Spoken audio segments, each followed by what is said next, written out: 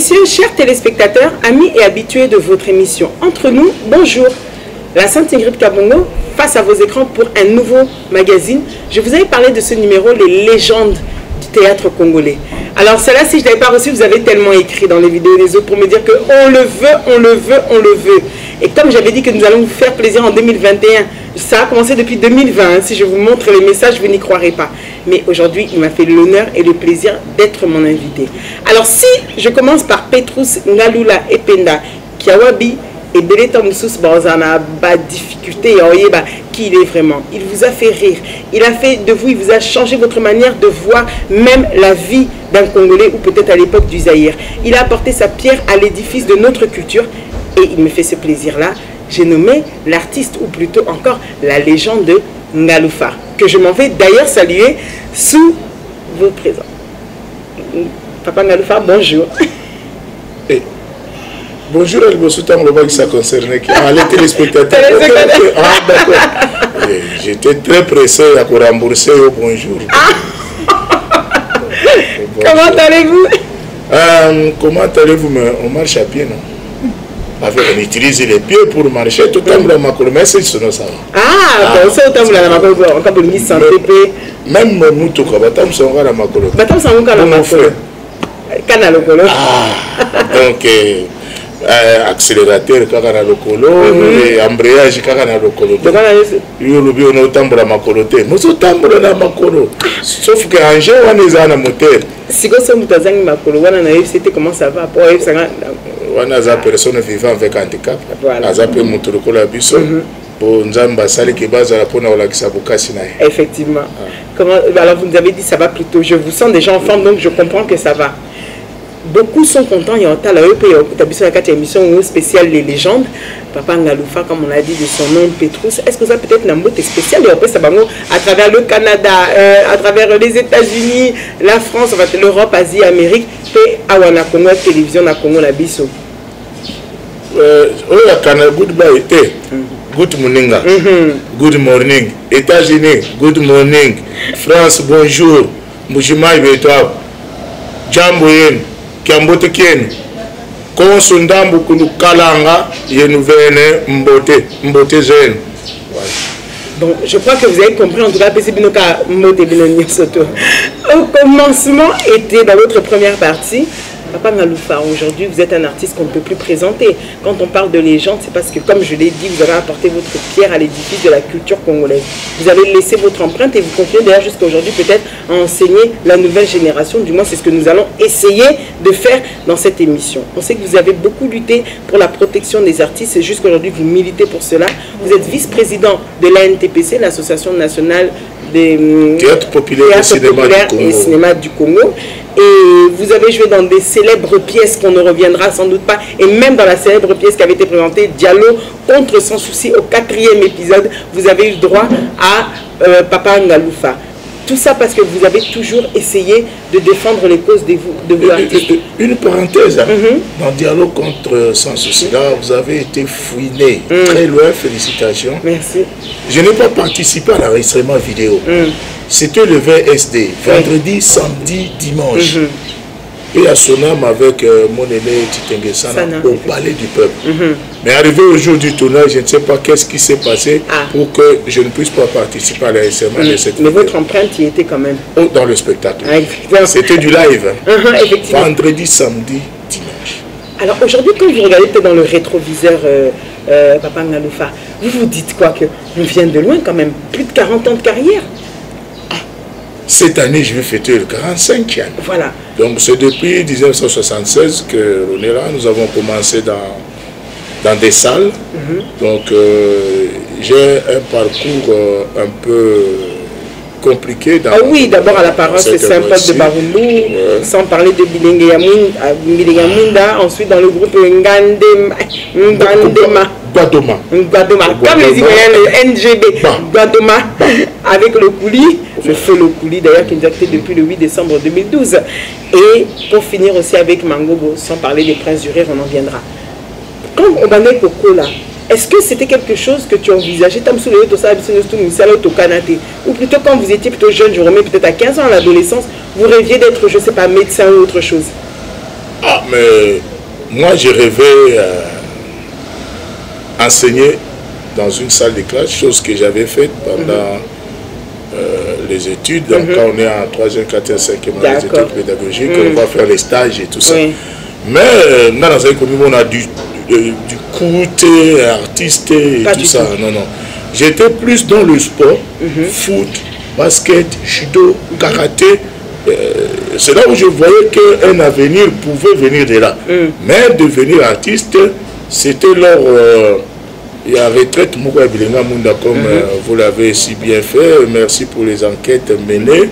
Ça fait une différence. Les Arabes apprennent parfois parler-nous de toi. Orio Kego Luka Luka. Ok, ça n'a bien ma casse. Ok, merci à vous. Journaliste et investigation. Difficile, moi j'étais à ma fleur, mais pour une fois, félicitations. Ça dit, je l'ai eu. Donc, alors il y a retraite, Madame Tilt, c'est une néerlandaise, n'a bobo sanakaï jamais. Après ça, biso retraite, c'est là qui a personnalité et relations humaines, PRH. Donc, au quotidien, katina yo moko pour omeka kotala nini, ba talent des katina yo pour omeka ko la musango. Je suis un bon batteur de tam tam. Ok. Na yembara bien, na binara makasi tilelo. Avant comme on a écrit de ça karaté là-bas qui est comme ça marche. Dans des ans ma bonne angé des tambonda. Na sali balé. Ouais. Donc tilelo, yango mo na ko bois kaka minoko belé donc na lo barapé yango belé. Alors au sortir jour yango na bossa na combat na bossa na télé na stade de 24 novembre to benga Arena Street. Et dit moi zaïgo bunda. Biso na kati à retraite na paroisse Saint-Paul, na kati Saint-Pierre plutôt.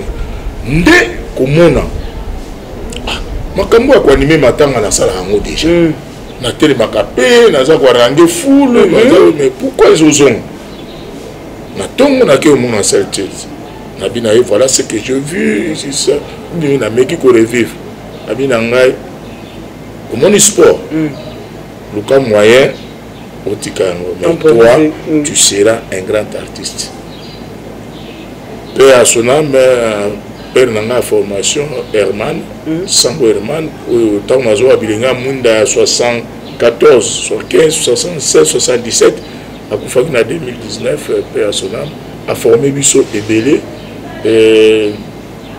dans na ebisi abinanga oui ça la confiance na makambo certitude abina et Abbé Makamba également, jour de la première production le 26 décembre 1976.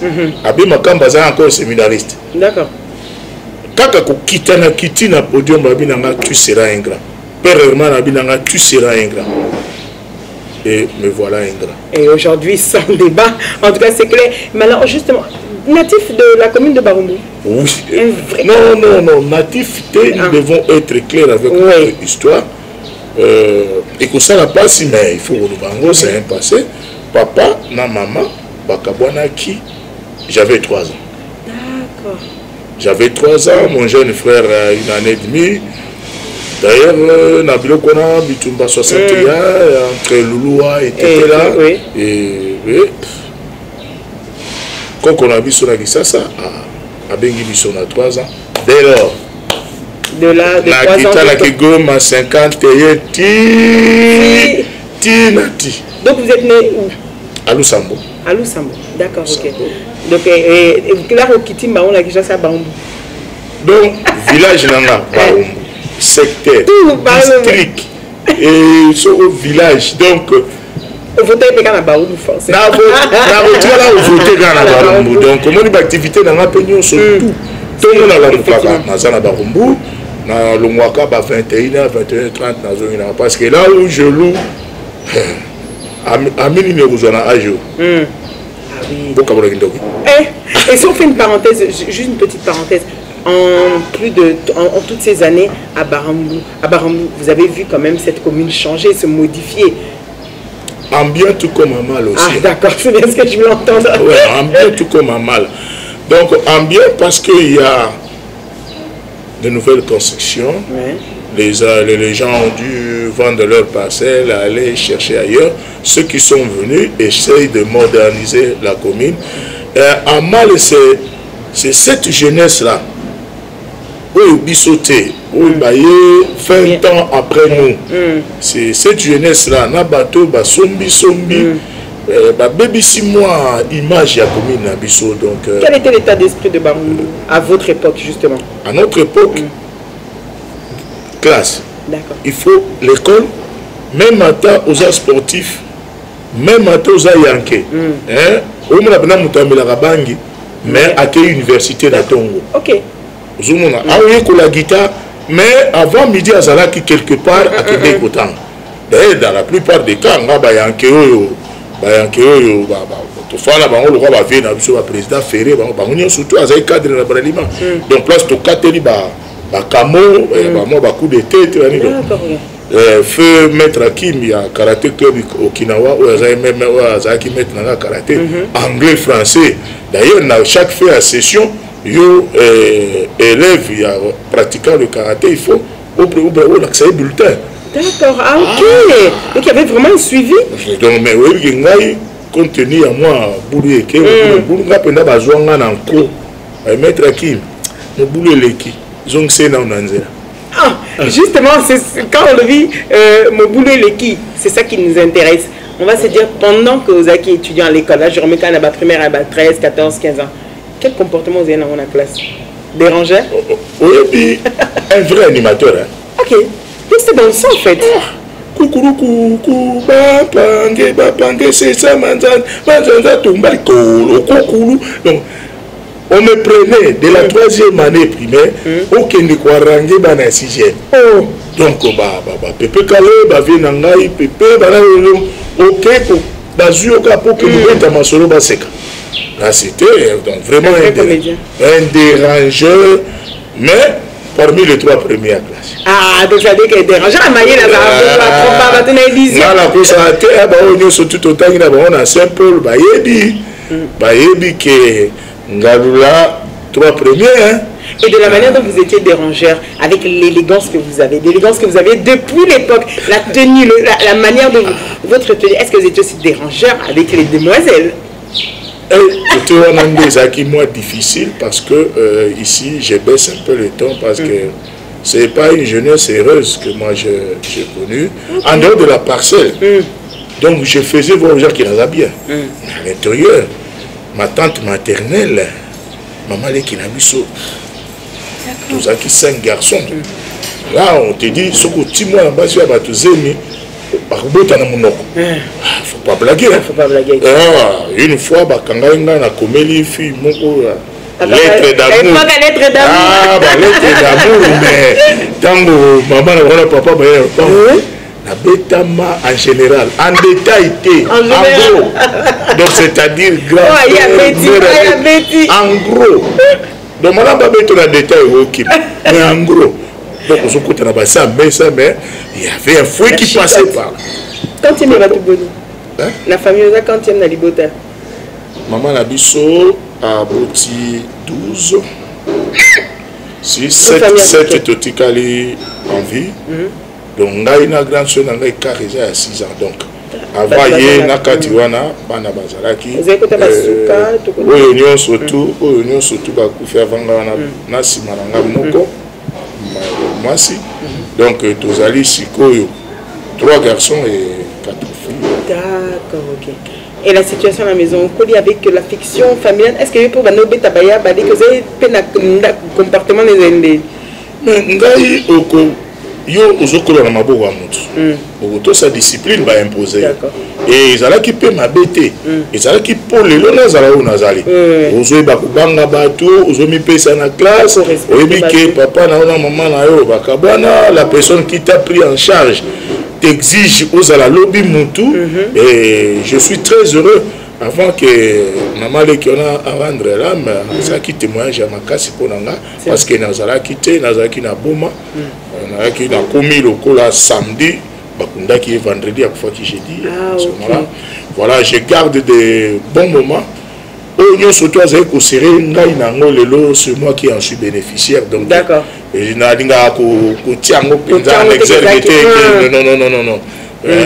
négativité toujours positif parce que soit ça est dur dans la tête mais le homme qui peut et bien gâté na rose à la paix ba yanki akala toujours bien ba balade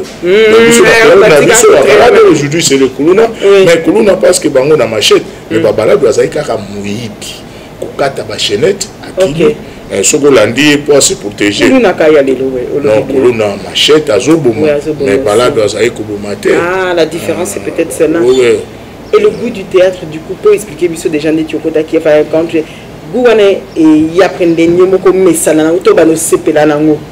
Dans la formation Bilinga Munda, d'accord.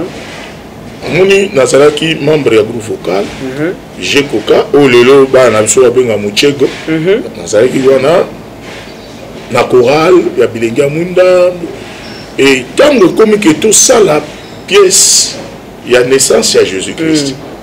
Balbi a ndekonga lwayo lokolo za déjà na makamno ko animer biso na diocèse na nini to sali scénario wana ndeko ma mitamba sakoli pona ngaki okozala grand et c'est parti de là. Ouais. Et c'est quand que je décision pour ils en la différence bazotinda enfin bazotinda ba apprécier talent na yo on va dire mais na suka ba yo biso nini ozala wana quand est-ce que toi tu t'es dit que non je vais en faire mon métier oyo mko min dimi pe na kat que et comme vraiment dans la Moussala dans Zoapevi Kawana. Père Sonam, je le témoignerai toujours. Nga nazo joué na kati ya paroisse de faire le coulis. Ayo bo solliciter nga tango makamba visa 80. Mango bona monza ki batikiye. Yé. Bonjour. Ah batikiye ayo bo solliciter nga donc ba na classe. Je le cite à Londres. Zipita Monzele, Aébissé Kendo Chico, c'est un autre nom. Chico a joué bien beau Sangana, comme ça, on continue le boulot. Des frères Maurice Lecoulier est venu me voir dans la paroisse. Tout ça, on coûte on a veillé mortuaire. Bango Baza pour animer côté, on a zappé l'équipe. Ok. Bango Babimi la télévision à 75, dans 1975, sous 76, toujours continué, dans la salle, tu es comme un abadoma.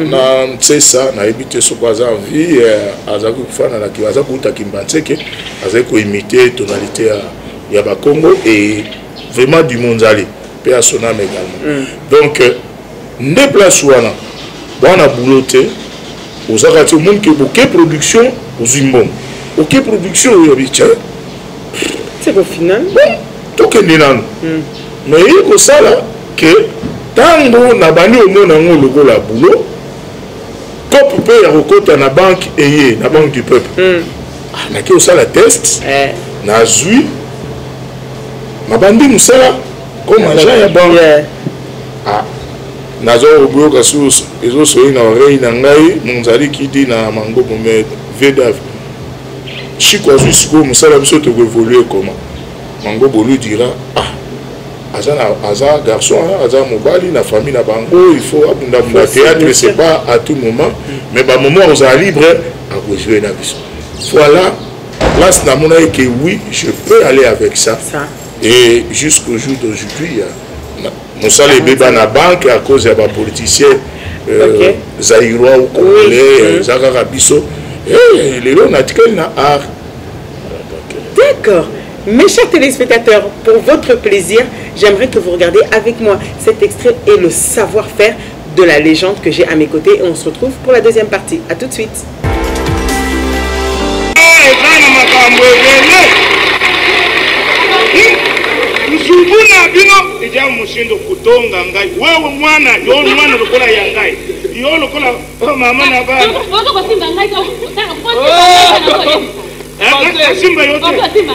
Simba yote. Kadi kwa munshiji zaina malo. Tusa na ndengo wana. Baba batika obare olala yo. Pate. Yo na lobita ta. Tango sangaki mama kuto. To sala ki malamu. Bando sima makuta kwa mikita tano sa. Yo alala kiwa. Dit seulement ceci que wewe okomi jalouse walumbongo donc yo linga kimbongo evanda quelque part. Biso to soate. Yoka malem. To salaki kotamba na ville. Na voiture mbu kuja to ku frère.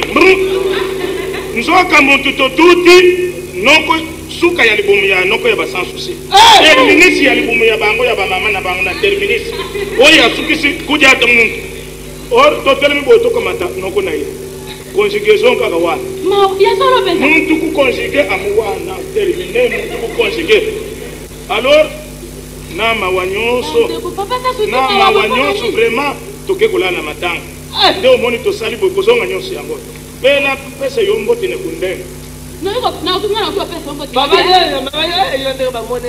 Papa,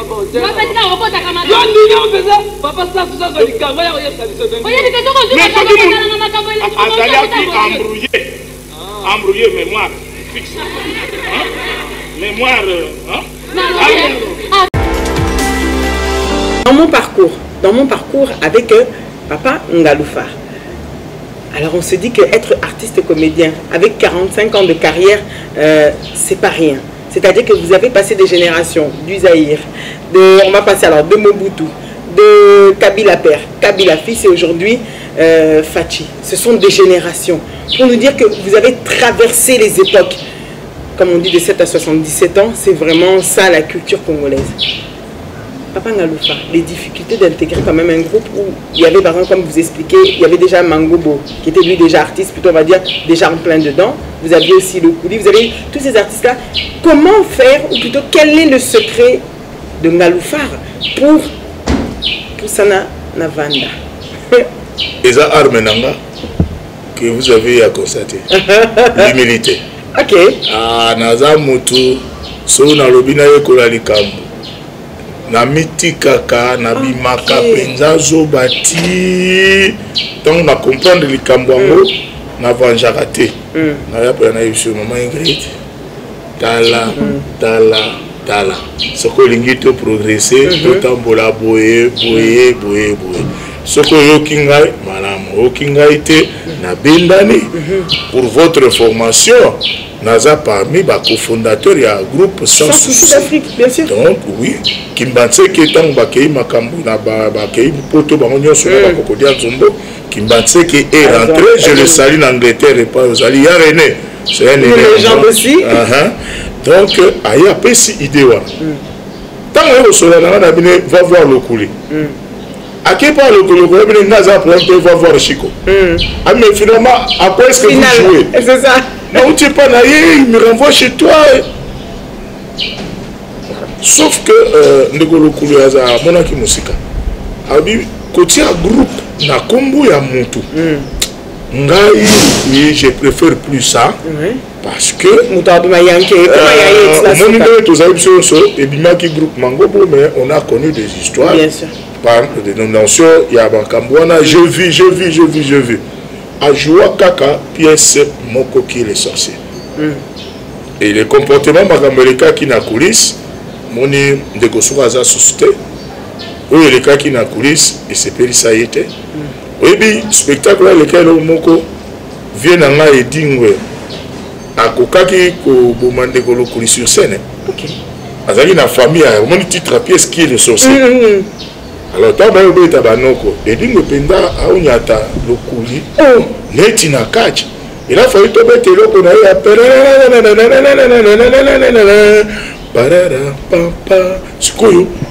mais viens, ça théâtre. A tout le monde le couli, à voilà. Molière est mort sur la scène. Ça a été. Donc, il peut s'acquitter. Donc, mais maman Zeke également a eu du mal. De Kouloukula, 7 mois, 2 semaines, moi, pas si j'ai aidé le Kouloukula, il a aidé. Oui. J'ai aidé Kazana na ring. Donc, on a vraiment humilité des armes. Il y a ma casse. Je suis un grand, mais Kouloukanga na orgueil. En tout cas, na autonomie, Ingrid n'a pas de comme orgueil. Sauf que Naza Moutia a principe, ma vie va principe. D'accord. Ça, oui, ça, non, on a pensé. Mais, bouiller, tout ça, non. Alors justement, vous avez interprété toutes les voix d'Afrique, enfin toutes les voix d'Afrique, on dit ça, toutes les tonalités plutôt on va dire du Congo, Mungala, Mutabandu, Congo, Muluba, forcément c'est qui vous colle peut-être plus à l'étiquette. Il y a des théâtres comme des mutations qui ont été joués, ça doit être des pièces légendaires.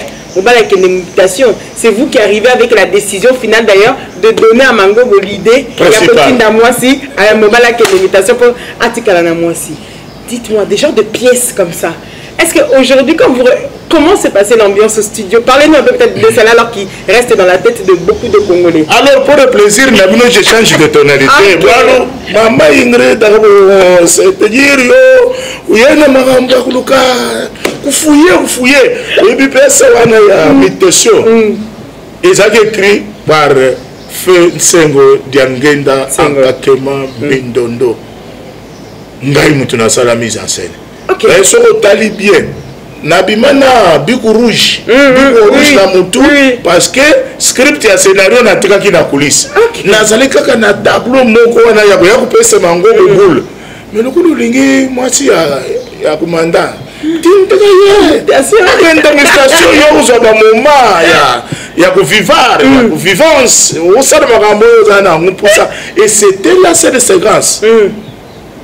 C'est pour vous dire que Soko Uzana thème, Kota na kati ya worol, Kota na worol, bimisa worol, bimisa mubimba na yo pesa makanishi nzoto na mujimu. Anga esprit. Aka kuori ya mama donné. C'est quand c'est kakamoko. Et là nazo yebisa yo ke simawana. En tout cas, c'était une équipe très forte. Ah, excellentissime. De faire ça, je sais, il faut que vous cahier. Oui, ce qu'on a zara qui l'heure. Oui, que nani, tous changer de nationalité. Entre parenthèses, coach à Léopard. Oui, à ce que vous avez le nom m'échappe. Flora. Nani? Ah, il y a le Ibenge. Ah, on a changé à ce qu'on a mouru. Moubenot. C'est excellent. Anga la babenga Ibenge. Biso Moubena. Parce que discussion est à la tribune. Mukendi na anake mutombo bazo swana. Yo kandeke bazo yem. Wana publie Ibenge coach onfu. Mumbe yango goche yazo yoka goche ndoko za coach. Yamana zo komisa yebo toka ma parenthèse. Parce que l'émission il faut tout la moussa. Ah non, elle est déjà super vivante. Donc ce qui veut dire des pièces comme ça. Est-ce que Ezala qui pendant que Bozo jouait, peut-être c'est un second ou peut-être la biso, bilomo bosse karaté parce que bilomo bosse la ou bien peut-être les autres autour, on va peut-être peut-être maman chaka banyo seka ou bien quand on vient dans la dave, vient dans le seka vis-à-vis.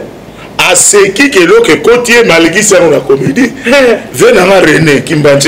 Et j'ai fait ce que à ce qui est à côté ça on a quatre, vient des mots, des mots non, peut-être c'est le but. Ah mon Dieu.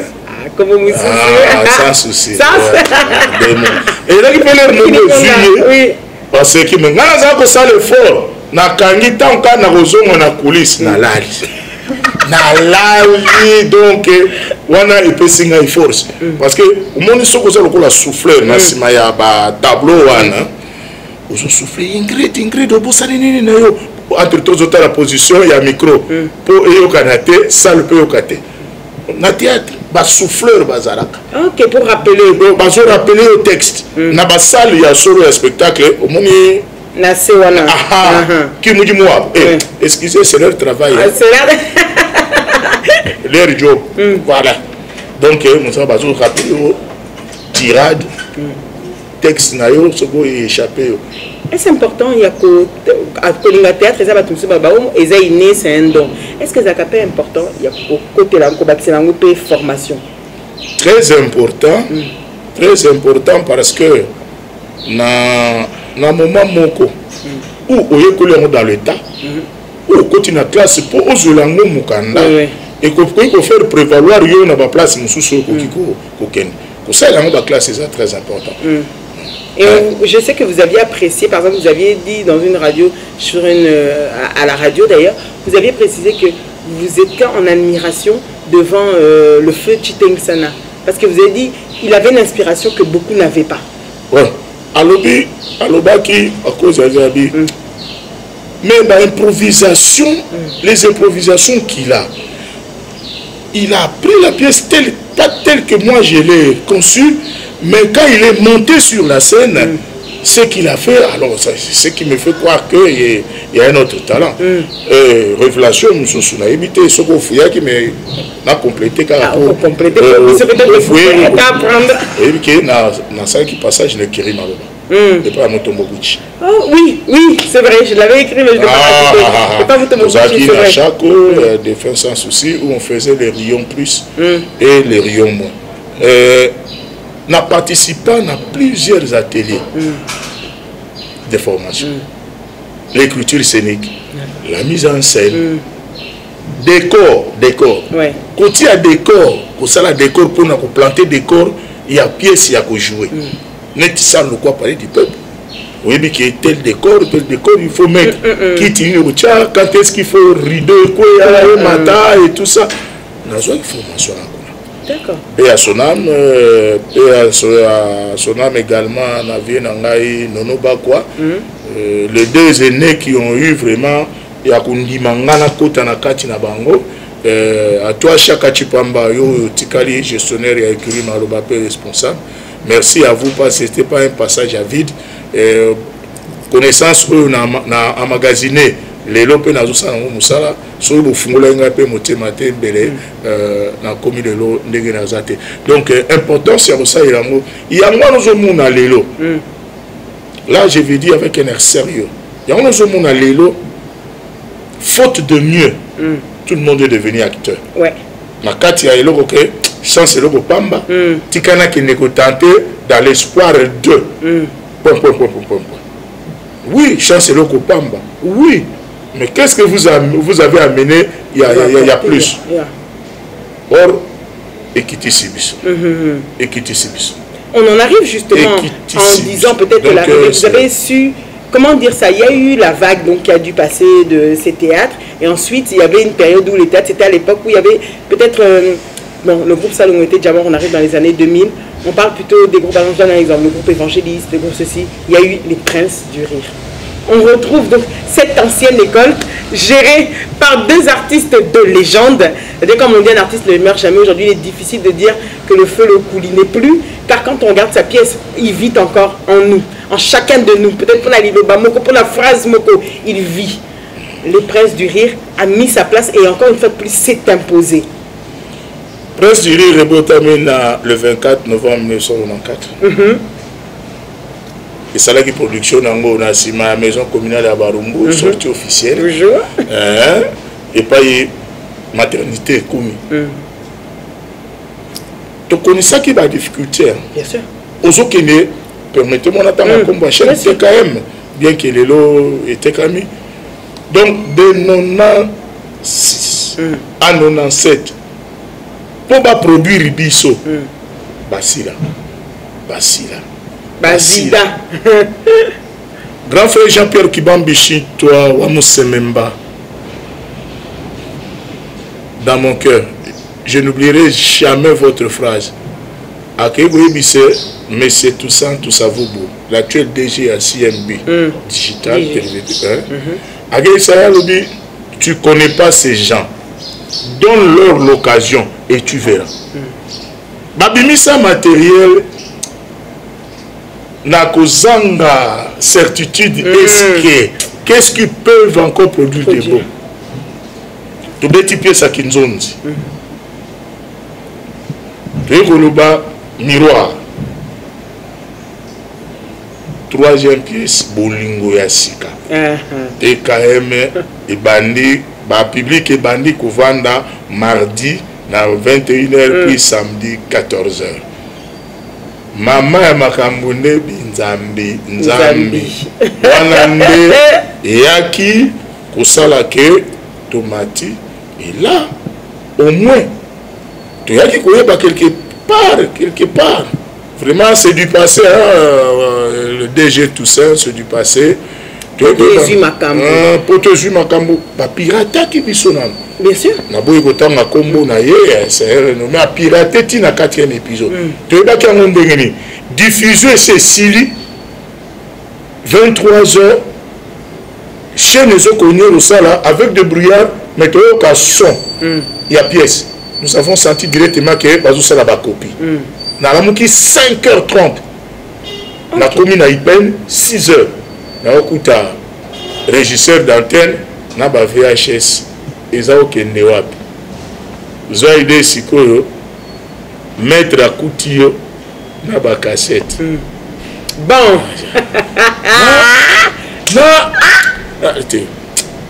Nakangi kaka ba cassette na ina. Puis ndenge tu suspendaki ba production 4e pili sekendeki puis nandeko Placide ayaki ndeko na biso ya OGP par Placide Mongolais ndenge ayaki kosunga biso po akende kotante pour récupérer yango côté kateka ndenge bomonaki on VHS de tozaki ya mituka pe ya liboso ya vie pour na kotamboa nango. Bien sûr. Je vous suis très reconnaissant, monsieur Placide Mongolais OGP. Effectivement, ces cassettes se vendaient une cassette à 10 €, épisode 1 et 2. Vous avez fait connaître des artistes comme Tono, des artistes qui ont cartonné en Europe justement à cause de ça. De Parisien Refoulé, Parisien Refoulé, c'est 2001. Oui, ça c'est dans les 2001. C'est-à-dire que vous aviez avec des femmes qui au départ n'étaient pas forcément connues, mais grâce à vous, on peut voir la lumière du jour. Transmettre, c'est important pour vous, Papa Ngalfa. Transmettre son savoir, sa connaissance. Mais il y a des traces. Il y a des traces.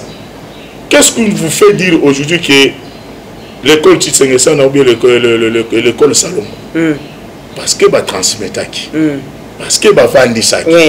Bisou peut te transmettre. Tous aura temps à former. Ou tinanéa, dans la question comment on se tient sur scène, comment on s'exprime, comment on marche, comment on s'assoit sur scène. Et na bandi ko koti la yo biloko muke lelo ba itabe ba poso ba mama ekolo la directrice ba parler toujours ba ça ebele nyonso ba apprendre des abatu ba yaki ko apprendre et vous en avez fait des stars. Politique il y a papa na biso Luambo Makiadi abi bobanga au travail na artiste minene te yango biso to sala ki ya biso moko ba komi minene to travailler na bango. Et est-ce qu'aujourd'hui vous pouvez dire que c'est le Nzonzing qui a tué plutôt, comment dire ça, que c'est le Nzonzing qui avait tué alors on va dire le groupe Les Princes du Rire? Pour Bess et Yaki Kokota, bah année plus tard, Bess et Yaki Kokota. Bess et Yaki Kokota, Nzonzing ngana te. Bess et Yaki Kokota ka bambongo. Ah. Ba ninga na biso oyo bazali koya koteka ba cassette ba DVD. Parce que biso tout ça quand même bampaka. Bien sûr. Tant que vous avez biso bi ah ndeko. Merci ndenge ko sunga biso to ibana. Merci na ndenge to sa musala mais le social ne suit pas. Est-ce que photo tika la kaka na motu ya oyo? Amoni ke biso to bandi komona clair. Asali ya groupe. Abandi ko minimiser la production na bino. Non peut ça exemple fini nous à Parisien Refoulé. Tout ça le premier épisode na deuxième. Placide azaki sur nangote. Aye na kisasa akei ko produire Tata Mobichi. Na Télé de la Goma. Hermen Kaba, je te salue. Abengi alobi side. Boro awa pas moyen. Nazotindi gambongo basa la 3-4. Tant totali relâchement à bongo moi abandon wana. Tobandi komona ke ah côté EP to bon to la faire parce que c'est notre travail comme je venais de dire tout à l'heure. Elil Nabiso moi si bana ba otanga ka wana. Entre temps tozomona pe yo ndenge nini côté mbongo komi ko évoluer au fungoli masolo. Mais c'est au fungo maté. Ah ta fleur du midi fungola dans la midi te. Même. Et ça va sur moi moi demi fleur du midi. Et bon ça ni l'heure. Mais ka po ezumo. Donc c'est Nzonzinge boucha bisoté. Et ça qui ndé tango ba production bato nyonso bana nyonso ya poto ayeli so atindi $1000 na ye atindi $1500 et $2000 bakosanctionner bacomédien baosala image. C'est ce qui a fait que ye moko aye kosala eloko na ye ya Kilimanjaro tout ça. Après bayoka ça super Kilima. Aujourd'hui, Papa Ngaloufa, maintenant, tout le monde écoute la bande Zonding. Tout le monde a une Zonding améliorée à YouTube. Chaque acteur a son propre compte YouTube, mais pire encore, batteur et belé, comédie écoute, journaliste, mais je ne sais même pas si on peut appeler ça journaliste, comédie animateur, Kassito Chamata Boué. Qu'est-ce que vous en pensez au final quand on a connu une personne? Je vous vois, vous n'avez pas changé, vous n'avez pas dévié. Vous êtes artiste, vous partirez artiste. Vous pouvez faire du sport, vous pouvez faire ceci, je vous ai trouvé avec multiples activités. Ça, ce ne sont que des activités. Mais vous êtes un artiste avant tout. Et vous êtes respecté pour cela. Alors, je sais que vous allez toujours nous dire qu'on a été sous-payé, on ne nous a pas respecté à notre juste valeur. D'accord. Mais malgré tout, vous acceptez de mourir artiste. Un mot peut-être sur ce nouveau phénomène. Il y a un adage qui dit à Lingala, Kwanga Tigela Bateke. Tu ne peux pas demander à un Moulouba, maman à Moulouba Lambelo Kwanga. On a sur le bas. Attention à prendre dans le bas. Ah, ou à ça, ça met Bino Pata, Bana Poto. Kwanga Bateke. Bien sûr. Oh, ya pète. Ya pète. Ok. Pète à Moussapité, pète. C'est-à-dire, spécialité à Mouteke, Isa, Kosala, Kwanga.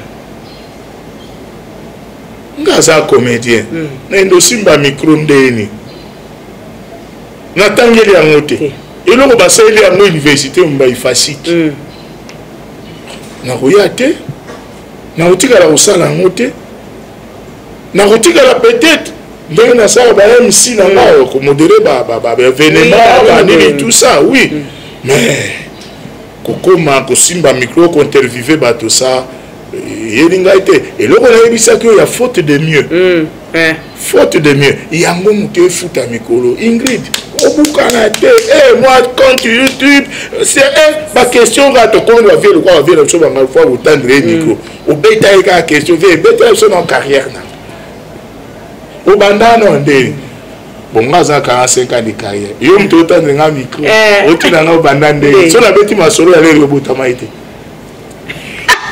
voilà. Donc c'est bon. Moi je vais dire que pour ma part, c'est quand même regrettable. Je pense que vous êtes d'ailleurs du même avis pour vous expliquer un mot, faute de mieux. Est-ce que vous ne vous redonnez pas aussi la faute à vous? Vous êtes des aînés. Il y a vous êtes vice-président, il y a Massoum Debrende, il y a Elombe, il y a tout ça. Enfin, même s'ils sont une génération peut-être après vous. Mais vous êtes des gens que les gens respectent aujourd'hui. Premier problème déjà à NTPC Nabino. S'il fallait que ça élection, tu vas dans sur la scène publique à travers Kakabatouana et YouTube pour leur expliquer que non, il fallait ça m'abouer, il fallait ça la bouer, modéro et paille, ça y kuna. Bref, déjà si vous-même au sein de vous-même, vous ne pouvez même pas vous entendre. Est-ce que la transmission de ce côté-là, peut-être, elle n'est pas un peu difficile? Peut-être la faute vous revient au final. Oui. Nandimi faute wana na globalité parce que la lettre G défendait en Chiloba na globalité nandimi faute parce que le lobby est vrai A ezotika la A B ezotika la B sikoyo toujours profiter na faiblesse à Ingrid na diriger ndengona parce que na constaté certaines faiblesses de la part de maman Ingrid na exploiter Kabo. Est-ce que c'est normal? C'est une question qui est très pertinente et qui a polémique. Il y a une polémique. Il y a eu des erreurs partout. Oui. D'ailleurs, moi, je organisé l'élection. Il y a eu un point focal, la candidature il y a eu ce qu'il y a eu au la TV. Même au gestion et association, il y a des problèmes que je ne sais pas étaler sur la place publique comme ça, et surtout dans une émission qui sera suivie. Nous allons continuer à essayer de parler entre nous jusqu'à ce que les choses vont s'arranger. Total, ça exemple, il y a ancienneté dans la Moussala, il y a des études tout ça, et il y a le lengue à Okambabatu. Tokobundana nouana et surtout les habitumba oyo nazo mekanata lisabaninga mususu pour que to meka kosala makambo comme bamikolo comme bato mayele to profiter de la faiblesse. Il y a une catégorie de gens pour tout ça la makambo sondeni. Je m'arrête du moins là pour cette partie là. Quel est votre partenaire préféré quand vous êtes sur scène? Partenaire masculin préféré. Je vais ça. À ta féminin. Moi, j'ai pas de partenaire préféré. Ok. Il y a rythme. Non, mais il y a quand même quelqu'un au rythme. Dans un sim blanche. Même du moins, catégorie nous. Génération nous. Amène ce que tu as. Trouver ta naïo, trouver tes chinto. D'accord. Nous allons pas. Sauf que nous avons un partenaire, ça veut dire limité. C'est-à-dire, moi je suis tout le monde. Je dis que le tempérament sur scène, d'autant que public. D'accord. Alpha, quel était votre concurrent qui aujourd'hui, les années ont passé. Un concurrent mais loyal, hein? Il y a concurrence loyale. Individualité. Individualité. Individu. Tous en a l'air, on a un codiement. Bon santo, c'est quoi qu'il y a tantôt. Individuellement, pas de concurrent. Mais le groupe Mangobo avait un groupe. Oyo, tous en a bango concurrence. Les trios d'Asoufa. Ce qui baleki samedi on a arrêté samedi soir tout talé le basali samedi on a biso bano ta faut bano ba pour ça à tel niveau biso faut nous caper tous à la awa et c'était comme ça même dans les manifs on a ba manif moko boye ya ta on a ba benyi tout da tout ba benyi le groupe mango nous avons tassé c'est à ces principes publics à qui d'accord ok ba inviter nous na braza beaucoup ti bango kuna Boké goma beaucoup tapé bango. Ou après bino, ou soit bino boyaki après bango. C'était les trios d'Assouf. Mais individuellement, est-ce que dans le théâtre, justement, ils ont une phrase éthique, la vie autour Kanisako Kaka. C'est-à-dire que vous êtes, et peut-être au ça peut être solitaire par rapport à on a incorporé un rôle par rapport, il y a, je donne un exemple, on dit des Balou Babazan avant au fier. Oui, je t'attends dans mon 157e immeuble Ngaloufa. Niveau. Est-ce que vous pouvez nous expliquer? Ils appellent un pro. On a un pro. Il y a mon toit, ça comme mon aine. Azui a exagéré besoin d'ailleurs. C'est clair. Parce que dans les États-Unis, ça est niveau na Arabie Saoudite. Alors, pour les gens qui nous 157, c'est-à-dire, au Kubanga ascenseur, au y a un escalier pour lemba. Et on demande pas tomber au milieu de vendre moi musique. Parce que calculer transport, ce que coûte était. Donc c'était dans cet esprit-là. C'est juste de l'histoire. On a fait un fleuve Congo. On a le bazo na ke kusumba na le baki pele kumsuna ke kusumba la comme nkamba bambi sinon na changeant poisson tout ça déjà moto azo rêver gros alors que azo bimisango bien kaibe que kosala maté. Le secret d'un bon artiste c'est quoi? Cette phrase je la pose toujours. La discipline. La discipline, le temps et la création. On m'avait rajouté l'observation, c'est vrai? Il faut, parce que tout ce que nous faisons, nous le puisons dans la société. Exactement. Quand vous ne savez pas observer, vous allez jouer sur quelqu'un. Présentement, nous avons imité le cinéma et la vie nigériane.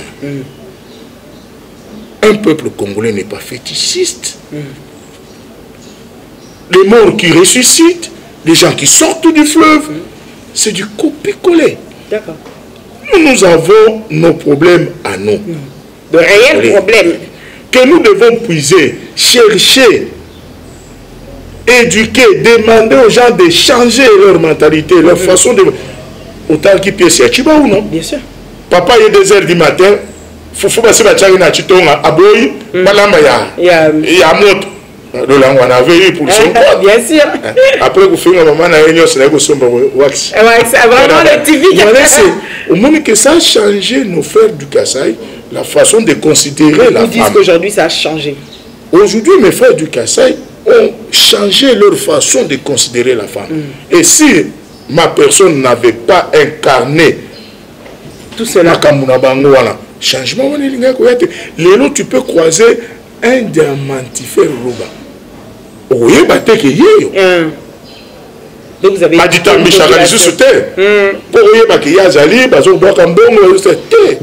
comment le juif azawana neti azate mazana quand tout bien a jeté mais discret dans l'anonymat. Les jeunes artistes, la première chose c'est aimer le boulot. Quand tu aimes ton boulot, n'allez ni à gauche ni à droite. Quand je dis gauche et droite, il n'y a pas de la magie dans cette profession. N'allez pas chercher des magiciens, des féticheurs. N'allez dans aucun loge. Talakaka, est-ce que pour Nazanango, ils ont don ou Eilinga par hasard? Cherche des conseils. Nous sommes là pour vous. Venez poser des questions. Cherchez les voies et moyens honnêtes. J'insiste, le moyen honnête pour votre carrière. Évitez les polémiques. Travaillez beaucoup. Ne soyez pas un artiste après avoir quitté un groupe. Tu as créé ton groupe directement, tu ne viens plus aux répétitions. Parce que le plus grand secret d'un artiste, c'est la répétition. Là, ça me résonne dans ma tête. Ah, bah, le répétition, c'est la mère des chats. C'est maman,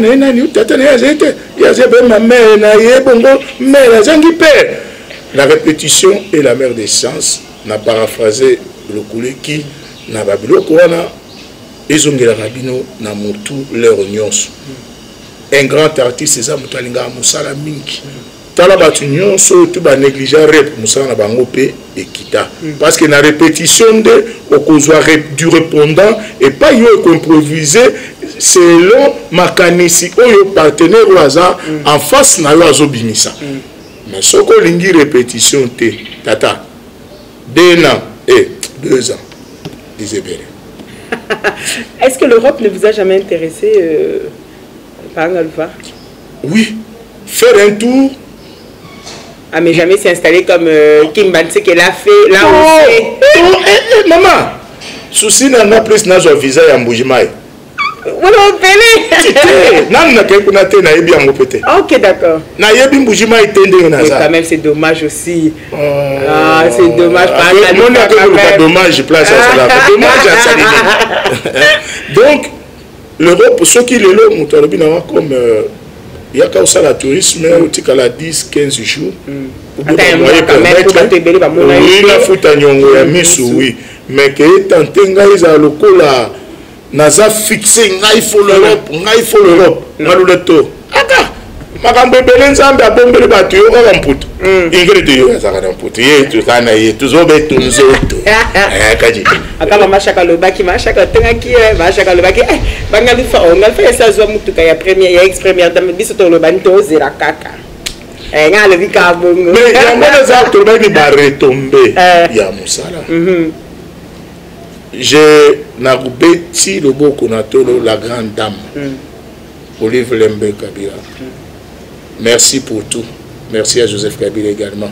Parce que ceux qui les lots, Banaba Poussani, Naza licencié en droit, c'est un avocat, un licencié en économie. Il y a Papa Nayo, Ndoi Nayo, Georges Kabongo, Abimi médecin cette année. Donc c'est pour vous dire que quelque part, moi, donc coup de pouce ouana qui n'a couple présidentiel oyo à partir ya moyen wana et ça là qui que na beaucoup la nango bana na tangi sabana bako malelo bisika bazali. Merci papa Joseph Kabila, merci maman Olivier Lembe.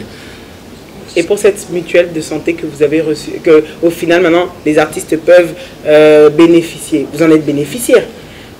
Oui, oui, bien sûr. Et vous trouvez que c'est quelque part un moyen c'est-à-dire on vous a valorisé quelque part? Mais parce que Le jour où maman Denise Nyakero, l'actuelle première dame, nous a reçus, elle dira que souci n'a pas à mon raté génération Nabiso. Ouais. La génération finalement avec laquelle elle a grandi. Voilà. Vous savez, génération légende. Légende. N'a pas bien à Lengende. Lengende. Donc, à tel qu'abino catégorie on a bazo kende, faut y avoir moyen pour la commissaire. C'est une émission très très bonne chose, très louable. Je la remercie également pour cette pensée qu'elle a mis en exécution. Que les loyaux, ceux qui n'ont pas malaise, na koki na carte directement, là vraiment, na pesi merci pour la bicanissoine. Première dame ou l'actuelle première dame, donc quand même vous êtes quelque part quand même vous la culture. Mais les acteurs culturels. Allez, bisous ba comédien. De tous les thèses à la kaka. Naza contre binoteur. Ba musicien. Ça quand même ba musicien. Mais pour une fois. Quand même bazo talabino. Mon livre qui a commencé avec les comédiens. Maman Denise a vu aussi que les catégories moko sociale les a ya robostan. Tika to meka kotia moi lisu na biso na catégorie ya batouana. Et voilà, mes chers téléspectateurs, alors vous êtes dans ce cadre idyllique de l'hôtel Meriba que nous remercions, mais pour cette émission spéciale des légendes, vous allez voir un deuxième extrait de l'artiste que j'ai à mes côtés. Merci à la réalisation à Charlie Kanga et on revient pour la dernière partie en 5 minutes de Confiez-nous tout. À tout de suite.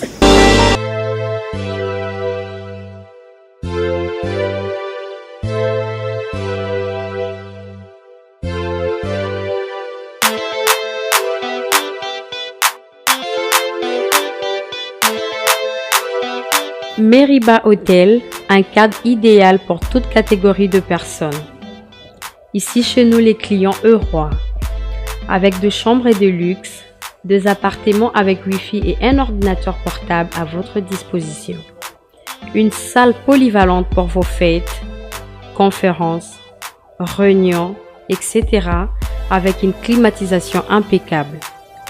Une piscine pour vos baignades et vos barbecues. Un service traiteur haut de gamme est à votre disposition pour toutes vos manifestations. Savourez le plat de notre restaurant. Chez Meriba Hotel, avec un service taxi, votre transport est assuré. Kinshasa Gombe, quartier Sosimat, avenue Guémena numéro 3. Cordial bienvenue.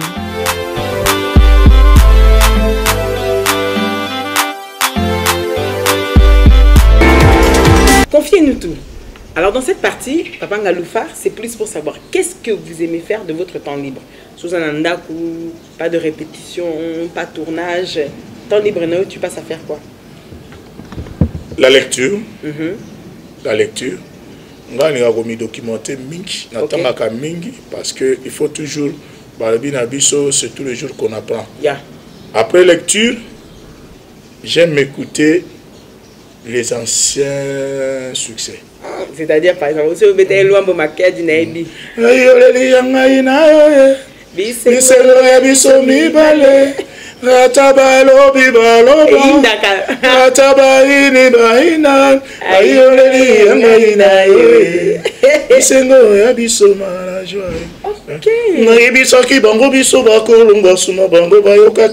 Bon, mystique. Balobi, binda bango. Bon. Allez, bango, bayoka kite, allez, kanga bango. Mama,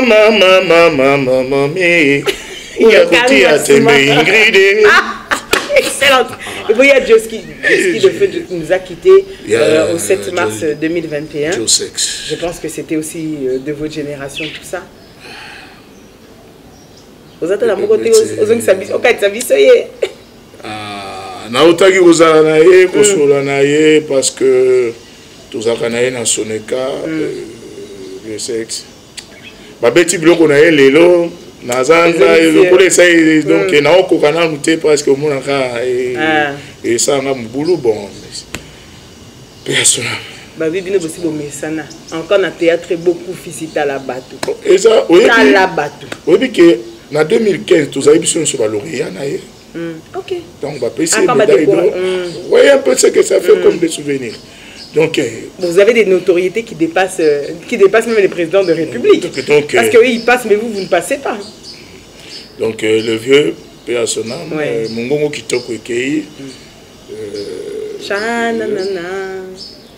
Béchade, maman, Sandra Nanga, Béchade, Bolingo.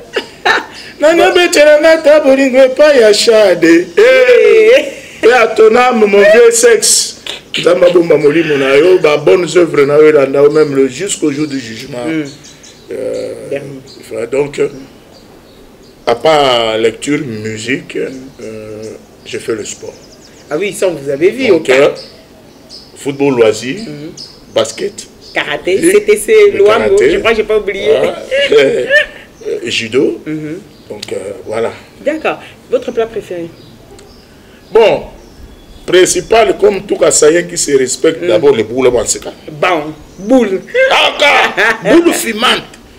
À droite. Chaude. Matamba sikoy. Pondu. Bachamu kelate. Ezana mungwate. Ok. Bon. Yangon moni balume mingi bazobela attention te. Bazobela attention te. Boko ya balume mingi ezakana mungwate. Mungu nango ezakana chinu yandu. Chinu chandu. Chinu chandundu. Chandungu. Eboka ya pilipili ya muke batala te. Ba tout à pilipili batiango na liboka mungu muke batianga sur la table. Le petit truc là, oui. Est-ce que tu as un bol de perdre de saveur? Tu as un kata chinois. Autrefois, maman, sikoyo mbisi ya kukauka bakalingi apart. Batia mupembe. Ok. Wana. Wana. C'est fini. Ngai nzolu te. Maraya boite bakalingi ata nani bobengani. Poisson salé. Poisson Thompson. Ngana za kubenga ngoto kolemba yote. Okoko liango ya kokalanga. Ya kutumba. Ya kubabula. Biodie. Nakolemba yote.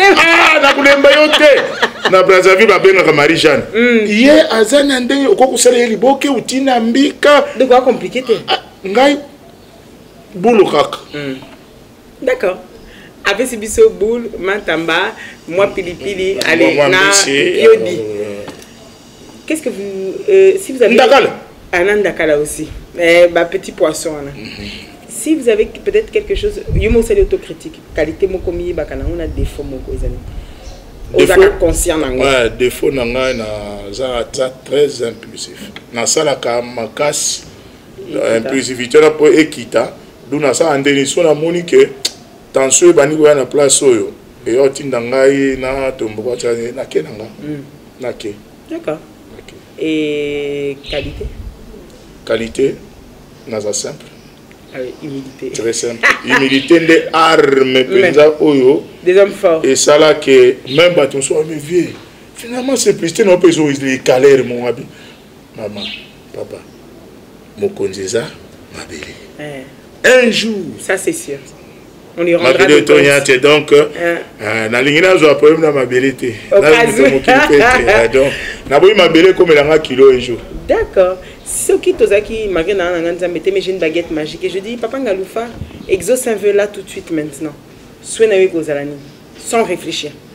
Devenir propriétaire. C'est pas difficile d'entendre une légende mais qui n'est toujours pas propriétaire. C'est pas difficile pour vous-même en tant qu'estime de soi en disant que vous avez reçu en tant que légende, vous êtes appelé légende, vous êtes même décoré, donc ça veut dire qu'on n'a pas discuté sur ça. Mais toujours pas propriétaire. Le terme n'a pas été ingrat quelque part. Je ne suis toujours pas propriétaire parce que Nazaï n'a pas d'objectif. Ok. Objectif, j'ai des terrains à construire. Mais à chaque fois que tu veux t'y mettre, il y a les devoirs, il y a Bana. Qui vous appelle? Il faut foutre. Il faut s'occuper d'un temps à la banque. À quoi bon? Nazara na lupango pi bana batangite. C'est ça. Au préparer mitu ya banate. Tout ce on a quoi kotongela bandako banini, j'ai mis ça, j'ai investi dans les enfants.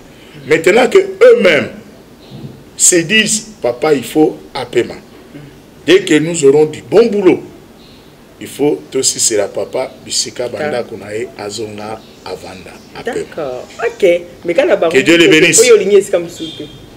Quand barumbu vu les autres ça la marche en arrière. Ezo ya makolo, maleme na barumbu. Toko tika ngote. Ça c'est clair. Vu les autres ya makolo. Si un jour tu finir ka je vous dis, quand on vous dit 5 mètres sur 20, bazo teka 50 000 $.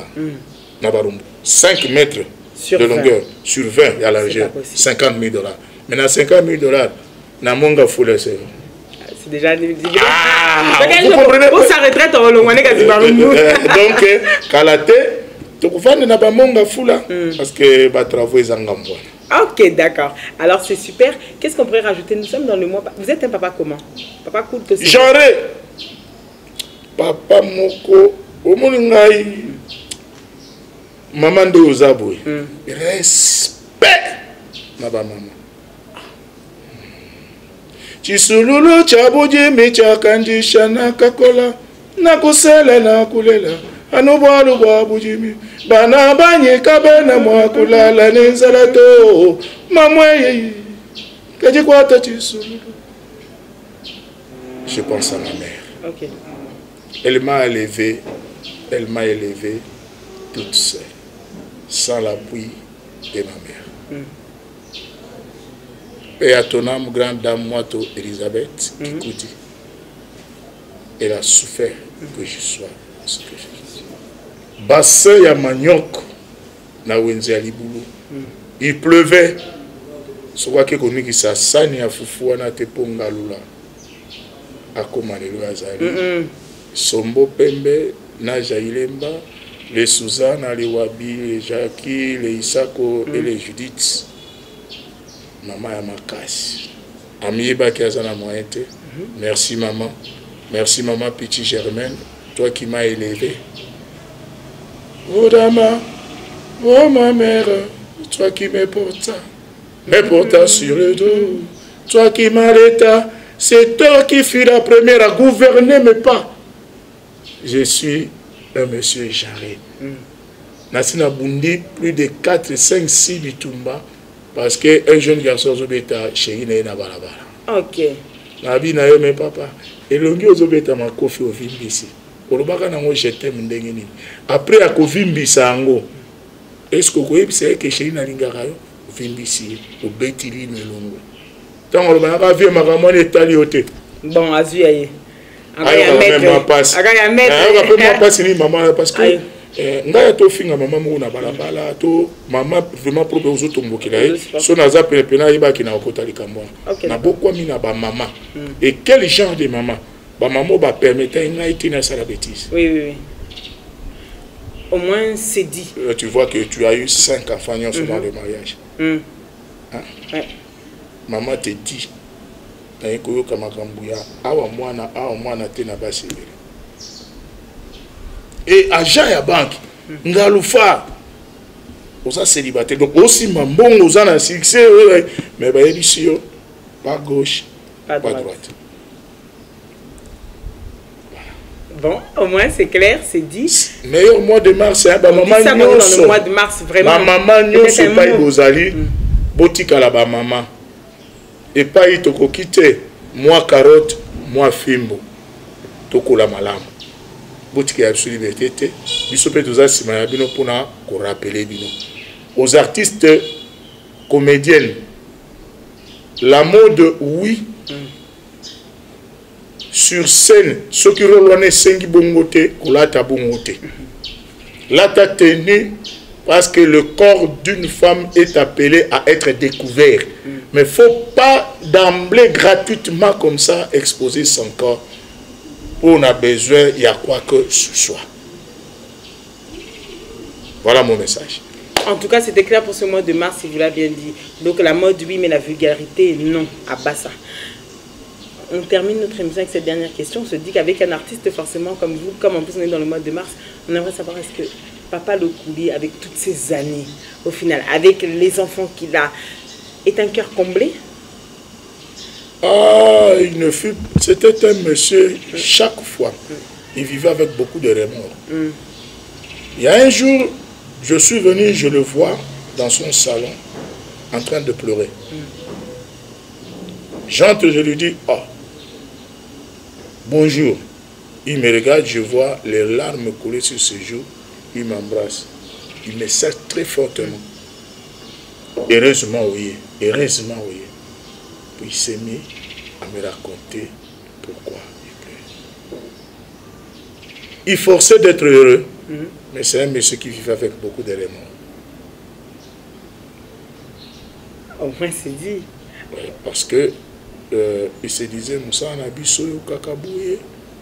Moussa Nabiso Kakabouye. Un monsieur très généreux. Départ, bateau, viva qui naïe, même pas frère naïe, jeune frère. Jeune frère, parce que à chaque problème, dans niveau famille, ils viennent solliciter le conseil, je les assiste quand, comme nous pouvons. Donc,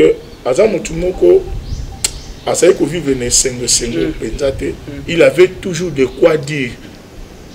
Soki. Même tant que Kataki pour la télévision, il a dit, Chico, n'a reconnu au salaire au félité. Ce qui est producteur à mon anité, Chico, moi j'arrête. Je lui avais dédié la pièce Kinzonzi. Il avait connu une très mauvaise aventure. J'ai idée, à Bali-moi aussi. Faute de moyens, moi je suis en Akimi, à côté du Bala Moussous. Et tant au succès, Zongi, la femme voulait revenir. Alors que comme on a conseillé qu'il y ait la famille, il n'y a pas de problème. Et j'ai été la première personne à dire, maman, où est-ce que j'ai à ma bé?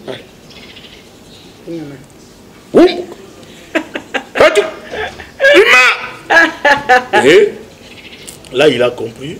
Il disait à tout le monde, à ma famille, à Bango, mon frère, c'est Chico. Je ne peux rien faire sans lui.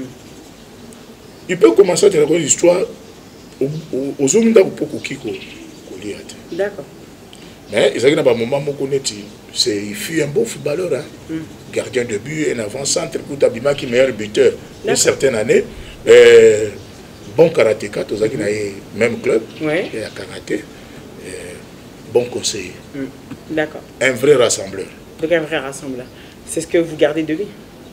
De bonnes choses. De bonnes choses. Ma faiblesse n'a de côté assez oublié. Parce que n'a bénéficié mingi, n'a qui positif et pas naïe, qui est négatif. D'accord.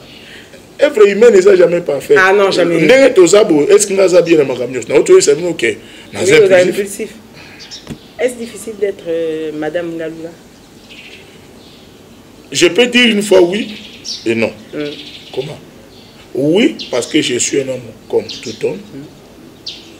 Non, parce que tout ce que nous faisons à l'extérieur, on vient raconter ça à ta femme comme si c'était vrai. Réalité.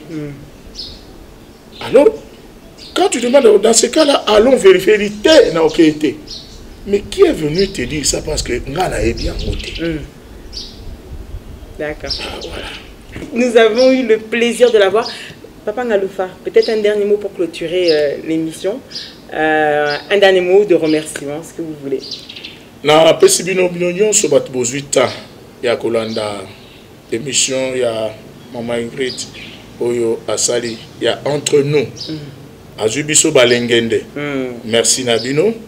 Mais n'hésitez pas à nous porter votre secours en tout. Na musala nabiso, na conseil, na matériel, na finance, parce que nous nous recherchons encore. Donc, vous hésitez, est-ce que si on a tindeli $2 ou est-ce qu'il y a possible?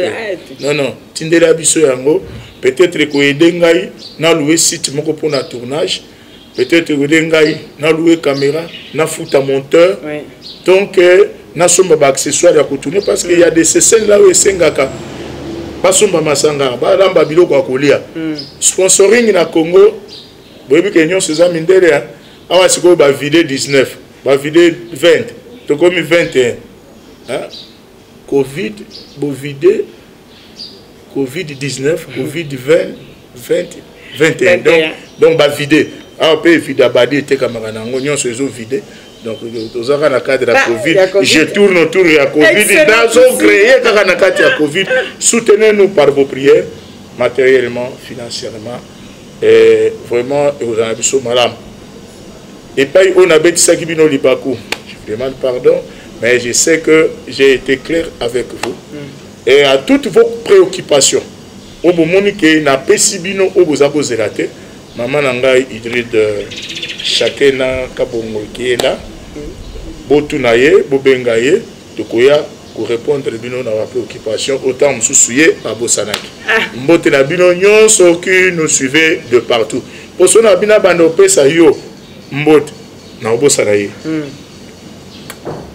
Je vous m'aime. Voilà, le souhait a été réalisé. Vous avez eu avec nous à vivre Papa Ngaloufa.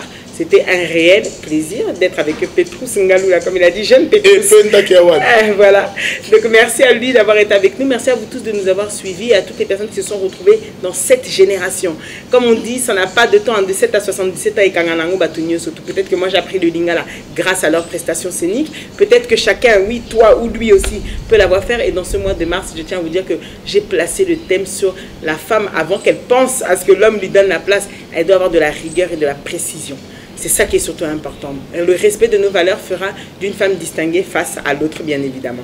Donc, restez connectés sur Conweb Télévision. Vous nous suivrez chaque samedi à 20h. Voilà, et à toutes celles qui ont apprécié cette émission, eh bien, je vous dis merci. À la réalisation, c'était Charlie Kanga. Et n'oubliez pas, mes chers téléspectateurs, que tout ce qui s'est dit ici, dans votre émission, avec Petrus Ngaloula, alias Ngaloufar, et la Sainte Ingrid Kabongo, restera entre nous. Entre nous, tcha tcha.